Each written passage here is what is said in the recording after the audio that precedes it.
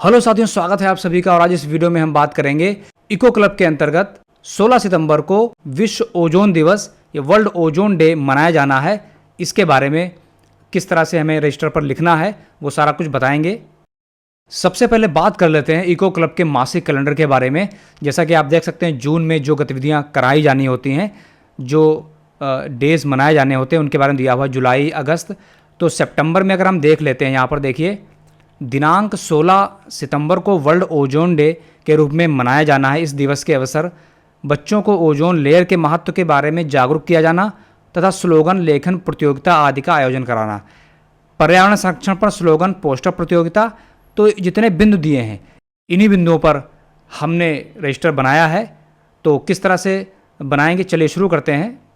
तो ये इसका मुख्य पृष्ठ है, ठीक है।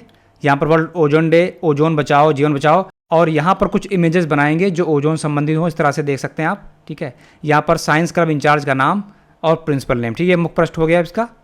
तो देखिए यहाँ पर इस तरह लिख लेंगे, इको क्लब गतिविधि रिपोर्ट क्या है, अवसर क्या है, अंतर्राष्ट्रीय ओजोन दिवस, तिथि 16 सितंबर, स्थान हो जाएगा विद्यालय परिसर, विद्यालय का नाम लिख जाएगा, और आयोजक यूनिट जो है वो इको क्लब है, ठीक है। देखिए कार्यक्रम का उद्देश्य क्या है। इस कार्यक्रम का मुख्य उद्देश्य विद्यार्थियों को ओजोन परत के महत्व से अवगत कराना तथा उसके संरक्षण के उपायों के बारे में जागरूक करना, ठीक है। अब गतिविधियां कौन कौन सी कराएंगे, देखिए प्रार्थना सभा में जागरूकता पर देखिए क्या लिखा गया। प्रार्थना सभा में विद्यालय के विज्ञान शिक्षक द्वारा विद्यार्थियों को ओजोन परत की संरचना, महत्व तथा क्षरण के कारणों के बारे में विस्तार से जानकारी दी गई। बच्चों को बताया गया कि ओजोन परत सूर्य की हानिकारक पराबैंगनी किरणों से हमें बचाती है और इसका क्षरण मानव जीवन व पर्यावरण दोनों के लिए खतरनाक है। ओजोन फ्रेंडली उत्पादों के उपयोग की आवश्यकता पर विशेष बल दिया गया।